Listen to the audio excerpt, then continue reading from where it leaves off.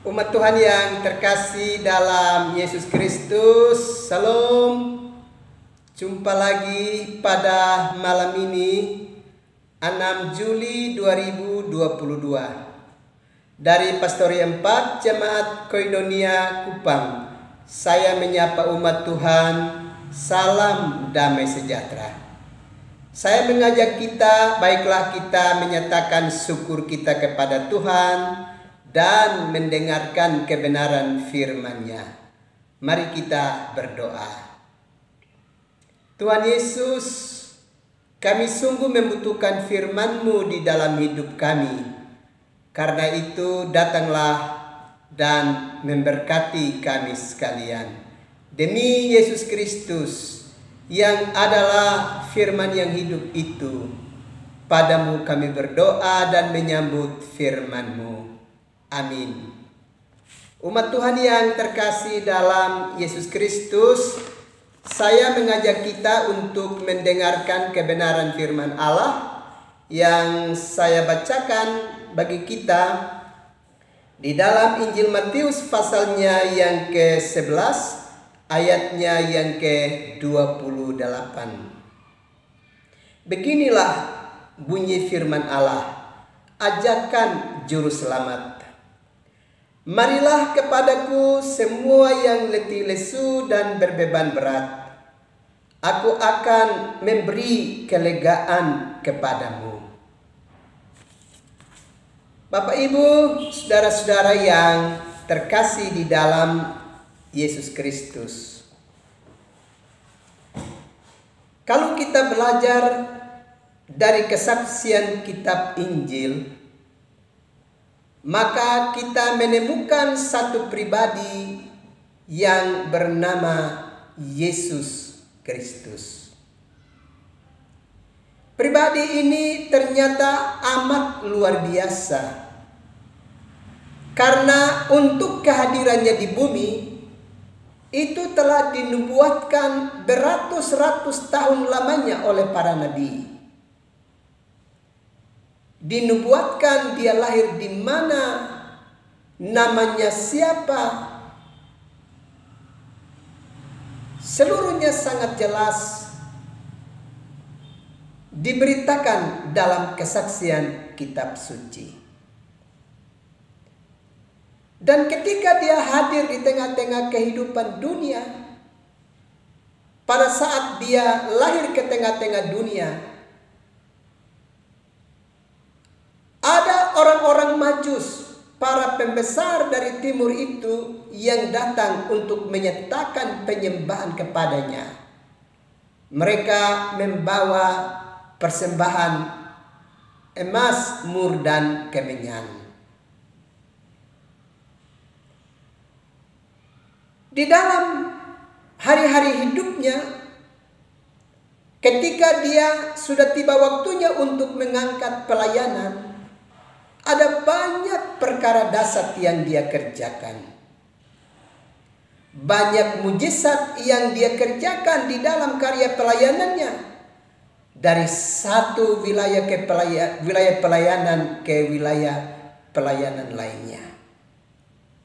Memang pada waktu itu banyak orang yang belum mengerti tentang siapa dia dan karyanya bagi dunia ini dan bagi umat manusia. Kalau kita belajar di dalam kitab Injil Lukas, ada satu pribadi yang mengetahui tentang siapa gerangan dari Yesus Kristus itu dan menyatakan bahwa dia adalah terang bagi bangsa-bangsa. Kita tentu ingat salah satu orang yang sangat tua pada waktu itu, yang kisah hidupnya digambarkan di dalam Injil Lukas pasalnya yang kedua.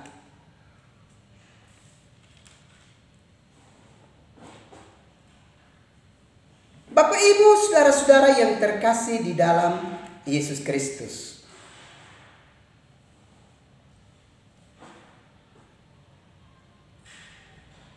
Karena itu pribadi yang satu ini luar biasa.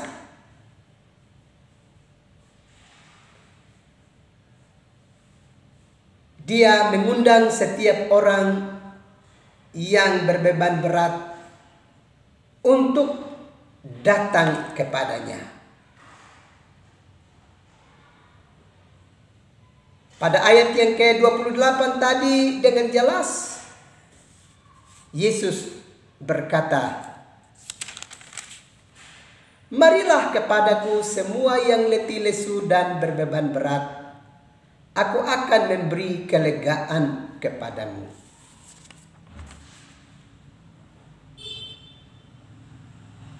Bagian ini mau mengingatkan kepada kita bahwa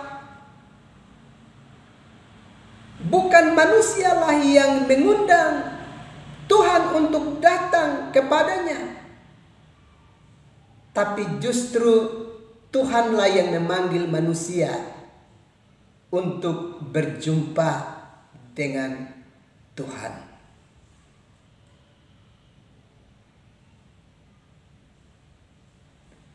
Kita ingat pribadi yang bernama Yesus itu melakukan banyak perkara dahsyat.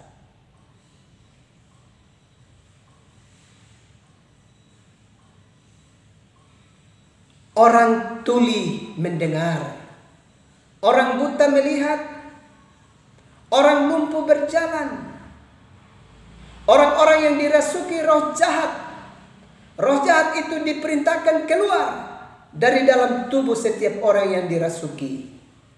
Bahkan orang mati pun dia bangkitkan.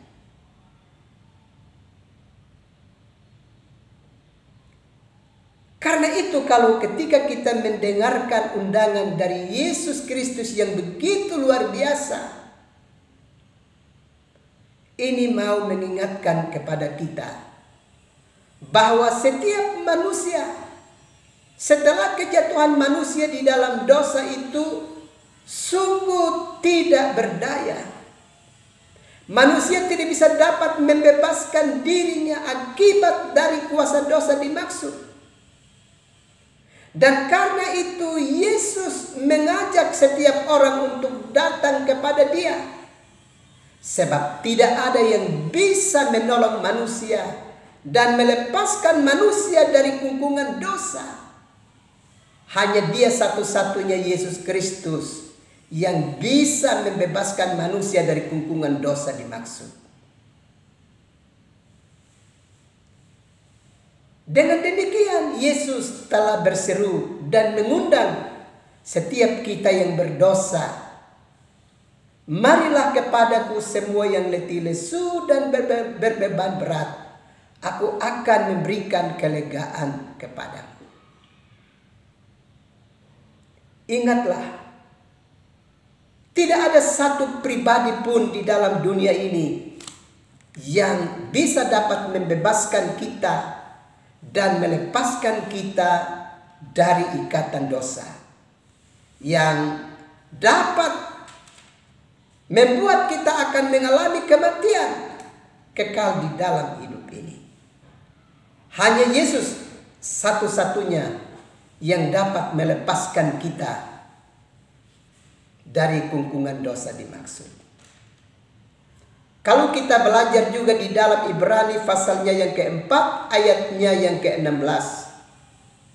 Di sana juga dengan tegas mengatakan, "Sebab itu marilah kita dengan penuh keberanian menghampiri tahta kasih karunia, supaya kita menerima rahmat dan menemukan kasih karunia untuk mendapat pertolongan kita pada waktunya." Hanya satu-satunya pribadi yang olehnya kita dapat menikmati kasih karunia Allah yang membebaskan kita dari kungkungan dosa dan kematian kekal adalah Yesus Kristus. Karena itu hari ini Tuhan sedang memanggil kita.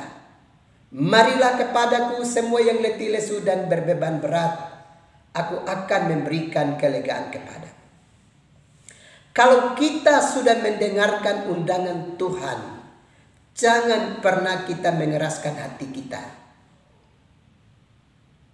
Hendaknya kita segera mendengarkan undangan Tuhan itu dan bersegera untuk menghampiri tahtanya,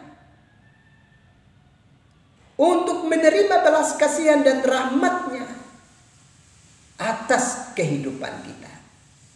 Tidak ada yang bisa menolong kita selain pribadi yang bernama Yesus Kristus. Ingatlah, Yesus sedang memanggil semua kita, saudara dan saya yang telah menjadi budak dosa. Setiap kita yang mendengar panggilan ini, hendaknya kita datang dan bersujud ke hadapan hadirat-Nya untuk menerima rahmat-Nya demi kelegaan hidup kita. Jangan pernah mencarinya di tempat yang lain. Karena selain dari Yesus Kristus yang bisa melepaskan kita dari ikatan dosa dan memberikan kelegaan dan keselamatan, tidak ada yang bisa mengaruniakan itu kepada kita. Karena itu, dengarlah undangan Yesus Kristus ini. Dia menanti kedatangan kita untuk berserah penuh kepadanya dan menerima rahmat, belas kasih dan pengampunan serta keselamatan bagi hidup kita. Ingatlah, sampai hari ini Tuhan Yesus masih menanti kita dengan sungguh. Karena itu, datanglah kepadanya. Jangan mengeraskan hatimu sebelum terlambat. Tuhan pasti memberkati umat Tuhan sekalian. Amin. Mari kita berdoa. Terima kasih Bapa, firman-Mu yang terus mengingatkan kepada kami setiap malam. Biarlah kami mendengar undangan-Mu dan datang kepadamu dan berserah penuh, dan dengan sukacita menerima rahmat-Mu di dalam hidup kami. Terima kasih Bapa, Engkau Allah yang dahsyat dan bermurah hati bagi kami yang berdosa.